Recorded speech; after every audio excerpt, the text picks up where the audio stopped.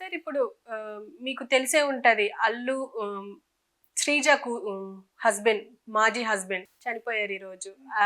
అదొక సెన్సేషన్ అప్పుడు వీళ్ళిద్దరి పెళ్లి. శిరీష్ భరద్వాజ్ అండ్ శ్రీజ పెళ్లిలు అప్పుడు ఒక సెన్సేషన్. మీరేమంటారు సార్ ఈ పెళ్లి గురించి? అని చనిపోయిన వ్యక్తికి ఫస్ట్ వాళ్ళ ఫ్యామిలీకి మనం కాండోలెన్సెస్. అతను very young man. So now he died అంటే ఎవరు చచ్చిపోయినా కూడా our condolences and our sympathies to that mister Shirish Bharadwaj. So ఫైనల్గా అతను అప్పుడు ఒక వివాదం జరిగింది. యాక్చువల్గా షీ ఫెల్ ఇన్ లవ్, పెళ్లి చేద్దాం అనుకుని మొత్తం అంతా చేసిన తర్వాత ఈ పవన్ కళ్యాణ్ మీద ఉన్న కోపంతో డెక్కన్ క్రానికల్లో ఒక జర్నలిస్ట్ బయట పెట్టాడు. ఆ అబ్బాయికి ఆల్రెడీ మ్యారేజ్ అయిపోయిందని.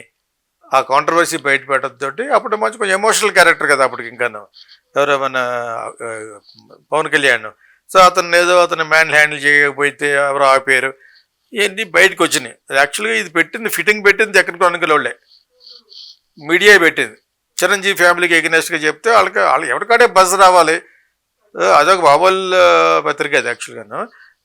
డైలీ బ్యాడ్ ఇంగ్లీష్ ఉంటుంది అందులోను. But still Deccan Chronicle is the లోకల్గా ఉండే English news paper.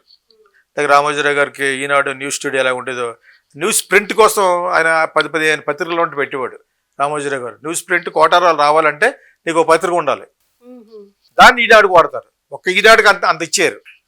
News print ఆ రేట్లో కొనకపోతే మీకు గిట్టుబాటు కాదు. ఇవన్నీ ఉన్నాయి, అల్లటి తీసుకొని ఒక్కొక్క మాట చెప్పేస్తున్నాను. సో అదేవిధంగా Deccan chronicle okay, it's B grade English paper యాక్చువల్గా. అది ఒకటి మీద నాయిస్ చేయడానికి చాలు, అది లోకల్ అందరు చూస్తారు అది. సో ఆ విధంగా వాళ్ళు పవన్ కళ్యాణ్ ఎప్పుడో ఒక వీధిలో కూర్చుని ఒక హర్తాళ్ లాగా, ఒక స్ట్రైక్ లాగా చేస్తున్నప్పుడు డెక్కన్ క్రానికల్కి వాళ్ళకి అతనికి ఏదో వివాదం జరిగింది ఆ టైంలో. ఓకే, అది మనసులో పెట్టుకుని ఇతని మీద ఇన్వెస్టిగేట్ చేసి శిరీష్ భరద్వాజ్ మీద ఇతని యొక్క లూప్ఫుల్ బయట పెట్టారు. ఇతను సామాన్యుడిగా అయితే ఆల్రెడీ పెళ్ళి అయింది. ఆ అమ్మాయి ఫోటోలు కూడా వాళ్ళకి అందజేశారు, ఎవరికి, చిరంజీవి ఫ్యామిలీకి. సో అది మరి డెఫినెట్గా మరి ఓన్ బ్రదర్ డాటర్ అంటే మరి బాబాయ్ కదా.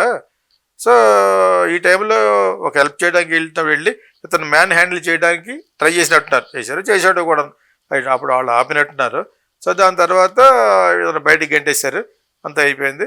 ఈ అమ్మాయికి మళ్ళీ ఇంకొక అమ్మాయితోటి లవ్లో పడింది. ఆ అమ్మాయి చేసుకుంది. కాకపోతే already they are living together. చాలా పెద్ద నాయిస్ చేసింది అమ్మాయి, నాకు అన్యాయం చేస్తున్నారు, మా బాబాయ్ వాళ్ళు మాకు లైఫ్ థ్రెట్ ఉంది, ఇవన్నీ. అమ్మాయి కొంచెం ఓవర్ యాక్ట్ చేసేసి దాసరి నారాయణ గారి దగ్గరికి వెళ్ళిపోయి వాళ్ళ దగ్గరికి వీళ్ళ దగ్గరికి మొత్తం అంతా చేసేసి పెళ్లి చేసుకున్నట్టుగా చేసేసుకుని వాట్ హ్యాపెండ్, ఒక బిడ్డ కూడా పుట్టేసింది అమ్మాయి కదా. So that girl but be more than 10-12 years అయి ఉంటుంది ఇప్పుడు. So but anyway it's very sad that boy and father of that girl child చచ్చిపోయాడని విన్నాగానే I felt very sorry for him. ఇంత జరిగినాయి, దాని మీద చాలామంది సోషల్ మీడియాలో కూడా పాపం చిరంజీవికి తగులుద్దని చూసాం మనం. డెత్ ఇతను కాదు, అతను యాక్చువల్గా అతను ఈ పొజిషన్ రాకుండా ఉండటం కారణం అతనే అని. అదే నెక్స్ట్ మళ్ళీ దాన్ని కూడా పెట్టారు కదా, ఉదయ్ కిరణ్ కూడా పెట్టారు కదా. అన్నిటికీ వాళ్ళు ఎలాగా అతని సినిమాలు రిలీజ్ అవ్వకుండా అతను ఏమి చేశారని ఐ డోంట్ థింక్ సో. అంతవరకు వెళ్ళరు. ఎవడి పాప నాడు పోతాడు, అన్యాయం జరిగింది, కూతురికి ఇలా చేశారని చెప్పేసి.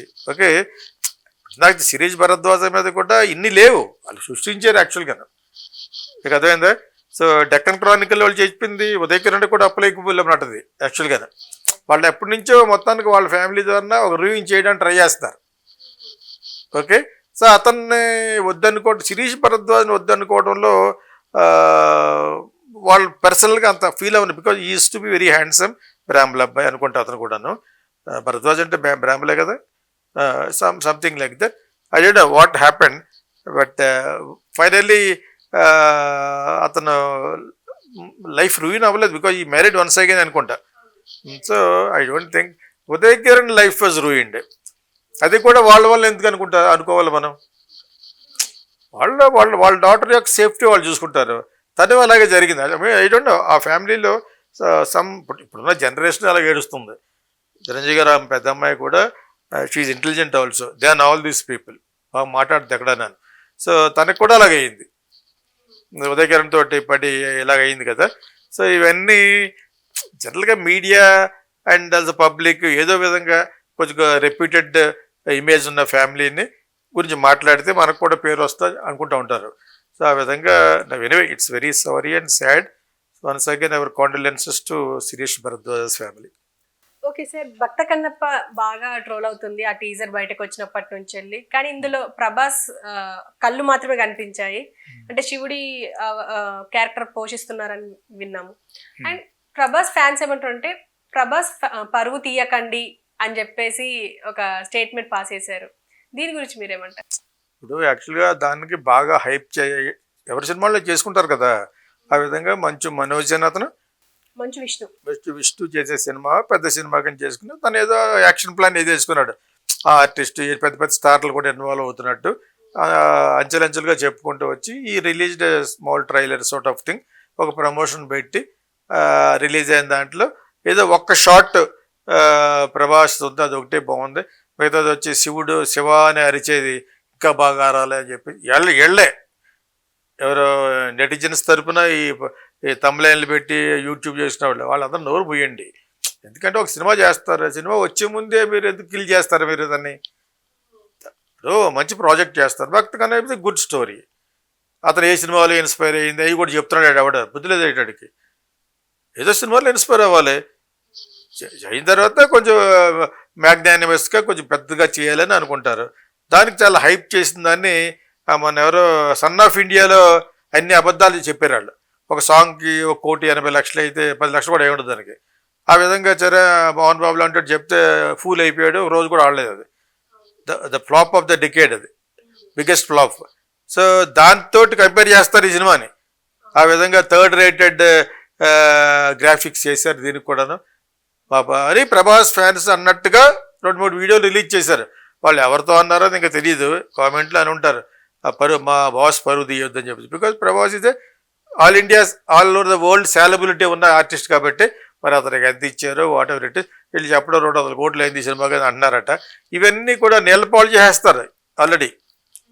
మరి అది నిజంగా చాలా జెన్యున్గా బాగుంటే తప్పితే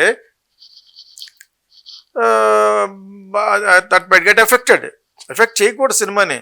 సోషల్ మీడియాలో ఎవరు ఆపలేము మనం. నేను చేయకూడదు అన్నా కూడా ఎవరు ఆపలేము. వాళ్ళు కూడా ఓవర్ ఎగ్జాజరేటెడ్గా చెప్పకుండా it's a very good film అన్నట్టు చెప్తూ ప్రభాస్ పోస్టర్ కూడా అక్కడక్కడ బాగా చూపిస్తూ అని చెప్తే ఒకటి తప్పితే వీళ్ళు ఫాల్స్గా చెప్తున్నట్టుగా సన్ ఆఫ్ ఇండియాలో తేలిపోయారు. వాళ్ళు ఆల్రెడీ చెప్పేస్తారు. సో ఇప్పుడు ఈ నిజంగా పెద్ద సినిమా కదా, దీనికి దాంతో కంపేర్ చేయడం వల్ల ఈ సినిమాకి దెబ్బ వస్తుంది. ఇప్పుడు అలా చేయకూడదు. బికాజ్ ఇది ఒకవేళ జెన్యున్గానే చేశారు కాబట్టి ప్రభాస్ లాంటి డేట్ ఇచ్చారు. నిజంగా ప్రభాస్కి ఫుల్ రెమ్యూనరేషన్ ఇస్తే ఈ సినిమా సరిపోదు. ఏదో రిక్వెస్ట్ చేసి ఉంటారు, ఏదో 4-5 రోజులు ఇయ్యని. శివుడు కదే కదా, శివుడి పాత్రే ఉండదు అందులో, కన్నప్ప పాత్ర పెద్దది. ఓకే, సో శివుడిగా ఏదో గెస్ట్ క్యారెక్టర్ అంటే బిజినెస్ అవ్వదు కాబట్టి ప్రభాస్ ఉన్నాడని చెప్పి అతనికి ఏమి ఇచ్చారు అవన్నీ రేపొద్దున రిలీజ్ అయ్యి వెంటనే చెప్పేస్తారు. ఓకే, ప్రభాస్ ఫ్యాన్స్ కాకపోయినా కూడా ప్రజలు కూడా సినిమా చూసేవాళ్ళు కూడా అతను ఏమి లేదురా అని అనుకోండి, అప్పుడు బ్యాడ్ వస్తుంది. అంచేత కొంత మీరు కమిట్ అవ్వాలి ముందుగానే. శివుడు అతనే బాగుంటాడని ఆల్ ఇండియాలో ప్రపంచం అంతా ప్రభాస్కి ఉన్నారు కాబట్టి అతను రిక్వెస్ట్ చేసి చాలా కష్టపడి కన్విన్స్ చేసి తీసుకున్నాం. అతను పెద్ద మనసుతో ఇచ్చాడు. దాని మీద ఫోకస్ చేయాలి. దాని మీద కాకుండా సినిమాలో సంబంధించిన చిన్న క్లిప్పింగ్స్ పెట్టినట్టున్నారు, దాన్ని వీళ్ళు మోసేస్తారు. ఆల్రెడీ కొన్ని యూట్యూబ్ ఛానల్స్లో దే ఆర్ స్పాయిలింగ్ అనమాట. స్పాయిలర్స్ లాగా ఎలాగంటే శివ అనేది బాగా అనలేదు ఎలా అది కూడా చెప్పేస్తాడు వీడు. ఆ బచ్చు విష్ణు అన్నాథ శివ అని అరుస్తాడు అనమాట. అది కూడా నువ్వు చెప్పేస్తావా? డైరెక్షన్ వాల్యూ కూడా. రూమ్లో 3 ఉంటారట, ఆ 3 ఏమన్నా అనుకుంటారేమో అన్నట్టుగా అరిసాడే చెప్తున్నాడు అప్పుడు.